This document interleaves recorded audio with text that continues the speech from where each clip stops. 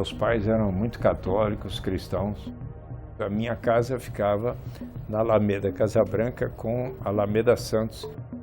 Eu também fui me deparando com os grandes desequilíbrios sociais que havia no Brasil.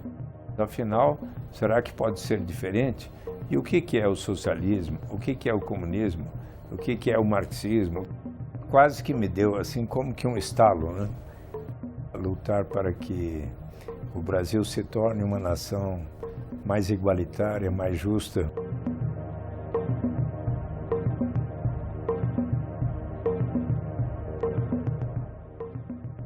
Para nós, a ética é muito importante. Agir de maneira a procurar a verdade para alcançar a justiça. Eu aqui coloco o cartão vermelho para Vossa Excelência.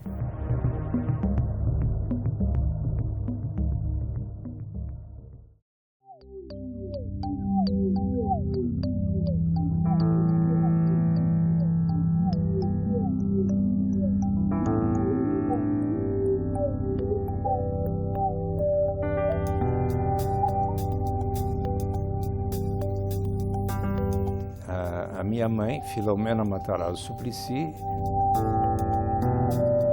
é filha de Andrea Matarazzo, que é o segundo dos 13 filhos do conde Francesco Matarazzo, que veio ao Brasil em 1871, quando um amigo dele, lá da região do sul da Itália, ele era de Castellabate, ao sul de Nápoles, escreveu para ele dizendo que seria ótimo se ele viesse ao Brasil e pudesse desenvolver atividades. E ele veio então em 1871 com os seus 2 filhos, então que eram Giuseppe e Andrea, filhos com Filomena, que era uma pessoa que era uma doméstica na casa dele ali, mas que depois, inclusive, no Brasil se casou efetivamente com ele. Com ele teve mais 11 filhos.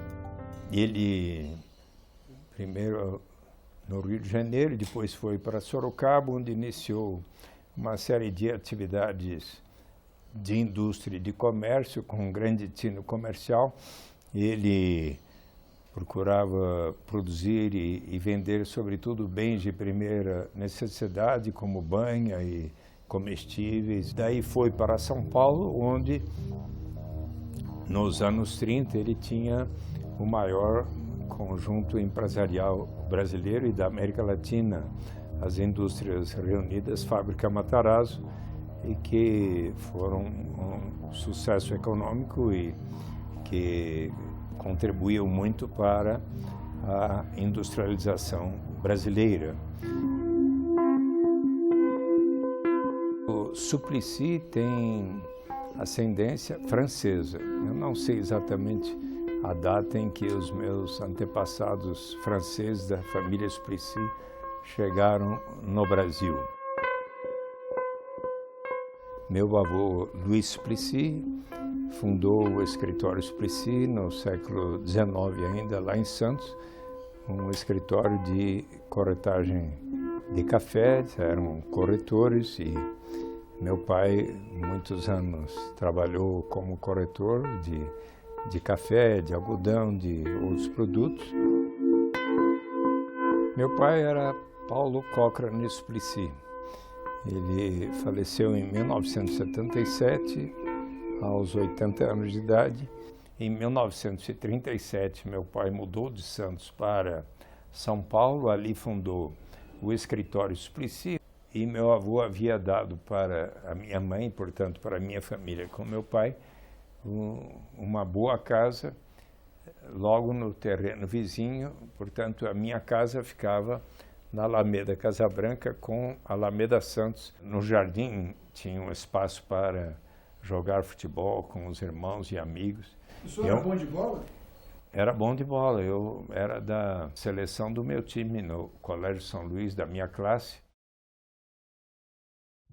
Aos 16 anos de idade, em 1912, meu pai foi um dos jogadores do primeiro time amador do Santos Futebol Clube, foi fundador do Santos, e até em função disto, como ele gostava e eu gostava de acompanhá-lo nos jogos de futebol do Santos, eu me tornei um torcedor do Santos, até mesmo antes de Pelé, ao tempo, por exemplo, em que o Santos tinha um time que eu achava formidável: Mangael, Ivan, Ramiro, Formiguezito, 109, Antoninho, Nicásio, Vasconcelos e Tite. Depois foram chegando Jair Rosa Pinto e o Pelé, o Eduardo, que eu supro, o André e o João. Os três são torcedores do Santos e todos os meus netos homens são torcedores do Santos. Já as netas não são tão fiéis assim. Eu sou o 8º de 11. Eu estudei em São Paulo, na Escola Nossa Senhora das Graças. Fui fazer o admissão e o ginásio e o colegial até o 3º científico no Colégio São Luís. Até que então, depois, fiz a Escola de Administração de Empresas de São Paulo, o bacharel em Administração de Empresas de 60 a 64. Meus pais eram muito católicos, cristãos, e ensinaram... Você foi batizado, crismado? Fui batizado, crismado, fiz a primeira comunhão. Nos ensinavam valores assim como que o quão importante era que nós, irmãos, fôssemos unidos, tivesse um efetivo sentimento de solidariedade, de fraternidade. Mas também ensinaram-nos como, e eu em especial, de como a solidariedade e a fraternidade tinha que ir para além dos muros da minha casa, né? Meus pais eram da Confederação das Famílias Cristãs, que, por exemplo, nos anos 63, 64, reuniram-se em casa para estar pensando na preocupação de que começou-se a dizer naquela época que o Brasil poderia se tornar comunista. Quer a ditadura da esquerda, o comunismo ateu, ou a ditadura da direita, o fascismo perseguidor atroz.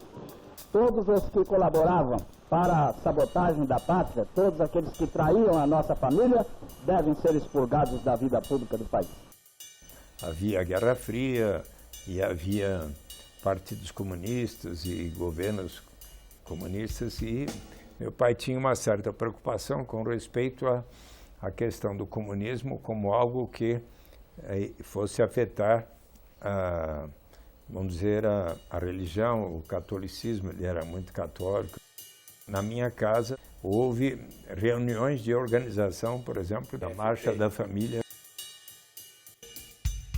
Mas foram exatamente os valores cristãos que meus pais colocaram muito para mim que me levaram a formar esta consciência que me fez levar, que me faz hoje, e ao longo desses mais de 30 anos de vida pública, ter uma postura progressista, porque eu também fui me deparando com os grandes desequilíbrios sociais que havia no Brasil. Durante as férias, muitas vezes ia para Santos, ia para o Guarujá, ia para Campos de Jordão, no acampamento Paiol Grande. O acampamento Paiol Grande de Paioleiros, lá junto em São Bento de Sapucaí, onde fica a Pedra do Baú. E ali, dos 8 aos 12, 13 anos, eu fui 4 vezes. Paioleiros que aprendiam muito a fraternidade, a solidariedade. Jogávamos futebol, basquete, beisebol, handball, natação, canoe tilting, e fazíamos excursões. E ali, pela primeira vez, eu comecei a treinar boxe. Acho que eu tinha uns 11, 12 anos, eu fui campeão do peso da minha categoria. E gostei de lutar boxe. Quando chegou os meus 15 anos de idade, certo dia eu perguntei ao um cunhado meu, será que você conhece algum professor de boxe? Ele falou, vou te apresentar Lúcio Inácio da Cruz, que havia sido um campeão meio pesado brasileiro de boxe, e daí eu passei a ter 2 a 3 vezes por semana aulas de boxe, onde eu convidava, assim, meus colegas e amigos do Colégio São Luís, do Clube Harmonia do Paulistano, para terem aulas comigo. Quando eu cheguei com 19, 20, 21 anos, o meu técnico disse, você está lutando muito bem, seria bom se você puder disputar a Gazeta Esportiva, o campeonato de estreantes de boxe. E eu então passei a circular pelas academias de boxe, ia às academias e cheguei a fazer luvas com os melhores lutadores de boxe da época, como Paulo de Jesus, Fernando Barreto, Éder Joffre, Abrão de Souza. O boxe é uma das coisas que foi muito interessante para mim, para conviver com pessoas relativamente bem mais, com menor poder aquisitivo do que eu, mas a hora que você chega no ringue fazendo luva, aqui todo mundo é igual, não tem, aí você tem que se defender, porque... E disputei em 1962 o campeonato da Gazeta Esportiva de Boxe, de estreantes. Embora eu tivesse ali uma torcida, o que eu ouvi foi, acaba logo com esse virinho da mamãe aí e tal. E daí começou a luta, equilibrada, mas já muito forte e tal, e eis que de repente ele me acerta direto na ponta do queixo e eu caio. Nocaute? Não. Aí eu olho para o Lúcio Inácio, ele fala, espera até 8, né? Porque a contagem é até 10, né? Espera até 8, se recobre e faça o que você sabe. No segundo round, eu o derrubei 2 vezes. No dia seguinte saiu na Gazeta Esportiva, se quiser, eu tenho recorte aí. Eduardo Matarazzo Suplicy sai da lona para ganhar por um nocaute. E daí fizeram muitas assim, notícias da próxima luta. E a luta foi contra um rapaz que tinha vindo do Amazonas, de Manaus, era um índio chamado Getúlio Veloso. Fizemos uma luta equilibradíssima, os dois lutando bem, e eu teria dado um empate, mas não tem empate no campeonato de estreantes da Gazeta Esportiva. E aí, por 2 a 1, o juiz levantou meu braço, informando que os jurados tinham por 2 a 1 dado a vitória a mim. Acontece que no domingo eu sou convidado a uma reunião na Federação Paulista de Pugilismo, onde o Vicente Ságuas, presidente da Federação Paulista, se reúne lá numa sala e diz, olha, Eduardo, nós temos uma informação a dar a você, porque um dos jurados diz que cometeu um engano, porque ele colocou na soma de votos mais votos para o Getúlio Veloso, mas na hora de escrever o vencedor, escreveu o seu nome. E daí eu perdi e daí resolvi, então, continuar a lutar pelas outras coisas da vida que me movem até hoje. E o senhor lembra algum nocaute assim que o senhor recebeu? Não, nunca. O senhor nunca foi nocauteado no ringue? Não, nunca. Quando eu tinha, assim, uns 13 para 14 anos, minha irmã Ana Maria estava noiva de Dilson Domingos Funaro, que depois se tornou meu cunhado. E eu passei a ter uma tal afinidade com ele que o convidei para padrinho de crisma. E ele me deu, então, um livro da história de Galileu Galilei. Teve um impacto muito forte do ponto de vista de eu passar a levar com muito mais seriedade os meus estudos.